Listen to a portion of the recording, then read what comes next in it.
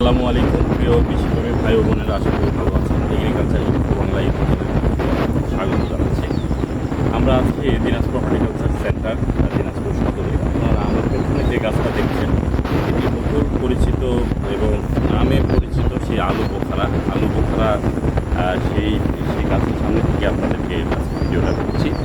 আপনারা জানেন আলু বোখারা আমাদের বিরিয়ানিতে ও অত্যন্ত কমন একটি মশলা হিসেবে ব্যবহার করা হয়, যেটি টক মিষ্টি স্বাদযুক্ত। কিন্তু আমরা কিন্তু সচরাচর গাছে ধরা আমরা একটু কম দেখেছি। এই যে দেখেন কি সুন্দর লাল থেকে লিচুর মতো হয়ে ধরে আছে, আঙ্গুর লিচুর মতো। এটি হচ্ছে আলু বোখারা। এটি এখনও ম্যাচিওর হয়নি। এটি ম্যাচিওর হলে বেশ পাকা রসালো টসটসে হয়ে যায়।